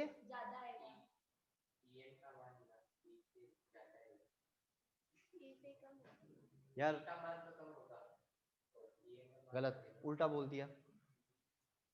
एप्सिलॉन आर की वैल्यू हमेशा एक से क्या होती है, दिखाया था नहीं तो मैंने, ये ज्यादा होगा तो ये कम होता जाएगा ना, तो यार ये इसके इनवर्स प्रोपोर्शनल नहीं दिखाई दे रहा क्या, एप्सिलॉन आर जितना ज्यादा होगा ईएम का मान उतना ही कम होगा। तो ये तो कन्फर्म है कि ईएम का मान हमेशा ई से क्या आएगा, कम आएगा। इसका मतलब ये हुआ कि अगर तुम चार्ज को अभिष्ट माध्यम में लेके जाते हो तो उसके द्वारा उत्पन्न विद्युत क्षेत्र क्या होगा, कम होगा, और निर्वात या वायु में वो सब ज्यादा अपन को क्या देगा, विद्युत क्षेत्र देगा। अगर तुमने वहां पर मीडियम चेंज कर दिया, उसको हवा क्या बोलते हैं, कांच में, ग्लास में, पानी में, कहीं पर भी लेके चले गए तो उसका इलेक्ट्रिक फील्ड कम हो जाएगा। देखो ये सबूत, ईएम लेस देन ई, और ये एप सारे आता था अपन को। अब आज यहां से कहानी समझ में आई है कि एप साइलोन आर जो होता है वो अपन को ये नहीं बताता कि फोर्स कम होता है विश्व माध्यम में, वो हमें ये भी बताता है कि विद्युत क्षेत्र भी कम होता है। ये सारी कहानी कौन बताएगा, एप साइलोन आर, जिसको अपन क्या बोलते हैं, परावैद्युतांक, अरे डाइलेक्ट्रिक कोस्टेंट, परावैद्युतांक, इसको हिंदी में परावैद्युतांक बोलते हैं। समझ आया, उसको उतारो, इसके ऊपर भी न्यूमेरिकल आते हैं एग्जाम में। कहां से उतारोगे, यहां से स्टार्ट कर लो ये टॉपिक, फिर ये, फिर ये, हाँ ये 1 नंबर, ये 2 नंबर, ठीक, ये रहा 3 नंबर, फिर यहाँ से चलोगे ये 4 नंबर, ऐसे हो गया ना, फिर ये 5 नंबर, और फिर ये 6 नंबर, फिर ये 7 नंबर। समझ आ जाएगा। ईएम का मान हमेशा ई से क्या आएगा, कम, जैसे फोर्स कम आता है ना हमेशा एफएम से, सॉरी एफएम का मान हमेशा कम आता है एफ से, वैसे ही ईएम का मान हमेशा ई से कम आएगा, इलेक्ट्रिक फील्ड कम है, खत्म। अब जितना गुना कम मिलेगा उसी को तो क्या बोलते हैं, एप्सिलॉन आर। करेंगे इसके ऊपर क्वेश्चन करेंगे अपन, न्यूमेरिकल आता है इसके ऊपर भी, 1 नंबर 2 नंबर, फिर यहाँ पे आ जाओगे 3 नंबर पे, फिर चलोगे।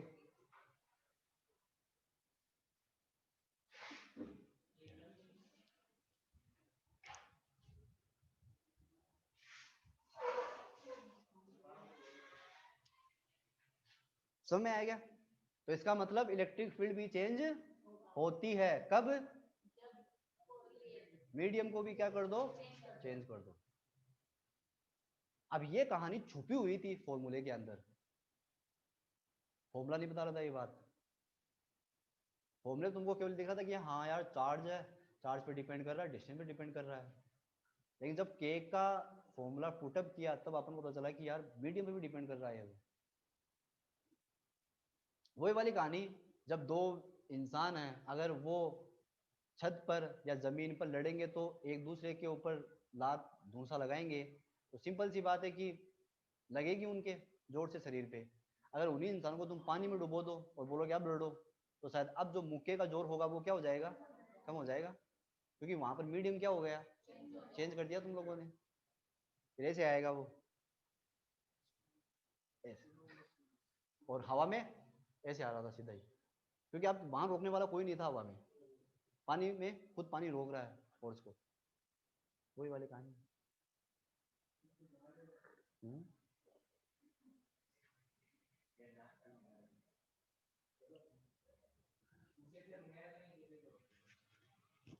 इस पूरे लॉकडाउन में क्या किया?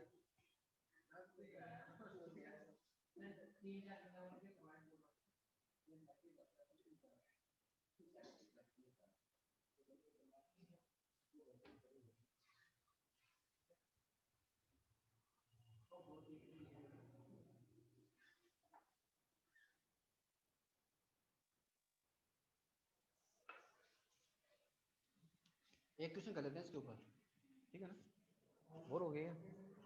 समझ में नहीं आ रहा, तो ये बताओ आ रहा है, बता लिया। ये फॉर्मूला याद रखना है, इसके ऊपर एक न्यूमेरिकल कर लेते हैं, 1 मार्क का क्वेश्चन आता है एग्जाम में, तो ये फॉर्मूला तुमको याद रखना है, EM is equal to E upon epsilon R. अगर तुमको E देता है, एप्सिलॉन आर देता है, तुम EM निकाल सकते हो। अगर तुमको EM देता है, तुमको E देता है, तुमको एप्सिलॉन आर निकाल सकते हो, कुछ भी निकाल सकते हो ना। यहाँ से 3 चीजें दे रखी है अपन को, 2 देगा तो तीसरी पूछेगा, कर लोगे। और EM का मान हमेशा E से क्या आएगा, कम। परमिटिविटी,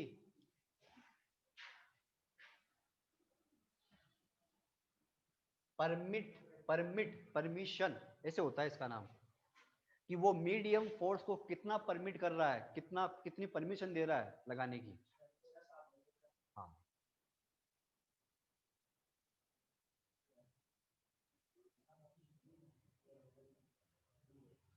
क्या? हाँ, पानी नहीं पीना, नहीं यार, एक एक एक लास्ट क्वेश्चन, फिर जा रहे ना, चल रहे ना अपन साथ, पानी पियेंगे अपन साथ में, पियेंगे पानी। हाँ हाँ, ठीक है, एक न्यूमेरिकल देख लेते हैं।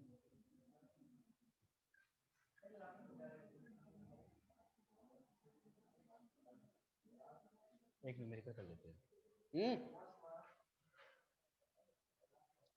देखो भाई, एक चार्ज है, ठीक, कहाँ पे रखा हुआ है, नहीं नहीं नहीं, पहले एयर या वैक्यूम में रखा हुआ है, ओके। और एयर या वैक्यूम में जो इलेक्ट्रिक फील्ड बना रहा है वो बना रहा है 20 न्यूटन पर कूलम। समझ आया ना क्वेश्चन? एक चार्ज है, वो कहाँ रखा हुआ है, एयर या वैक्यूम में, कितनी इलेक्ट्रिक फील्ड बना रहा है, 20 न्यूटन पर कूलम। अब तुमने क्या किया, मीडियम को चेंज कर दिया, क्या कर दिया, मीडियम को चेंज, मतलब क्या ला दिया यहाँ पे, एब्सोल्यूट अविष्ट माध्यम में रख दिया, ठीक, जिसका तुमको एप्सिलॉन आर दे रखा है। अब कितना दे रखा है, वो दे रखा है 5, कितना। अब बताओ यहाँ पर कितनी इलेक्ट्रिक फील्ड बनाएगा ये तुमको क्वेश्चन पूछा है। समझ में आ गया क्वेश्चन, कितनी बनाएगा, 4। नहीं है, पहले चार्ज कहाँ पे रखा हुआ है, एयर या वैक्यूम में, कितनी इलेक्ट्रिक फील्ड बना रहा है, 20 न्यूटन पर कूलम, ओके। अब इस चार्ज को तुमने एब्सोल्यूट मीडियम में रख दिया, जिसका डाइलेक्ट्रिक कांस्टेंट परावर्तन कितना है, 5 है। बताओ अब कितनी इलेक्ट्रिक फील्ड बनाएगा, फॉर्मूला ना यार, क्या दिक्कत है, ठीक। तो फॉर्मूला क्या होता है अपने पास में, E M is equal to E upon epsilon R, तुमको इसमें पूछा, अब बताओ मीडियम कितना है, मीडियम में इलेक्ट्रिक फील्ड कितना होगा, ई का मान कितना है 20, कितना आया 4 न्यूटन पर कूलम, ये आंसर। तो इलेक्ट्रिक फील्ड घटी या बढ़ी, घटी, कितनी गुना घटी,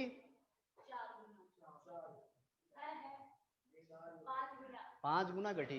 अरे एप्सिलॉन आर का मतलब गुना, कम होना, ये हमेशा क्या करेगा, कम ही करेगा हर चीज को। अब कितनी गुना कम करेगा ये तो बताता है अपन को एप्सिलॉन आर।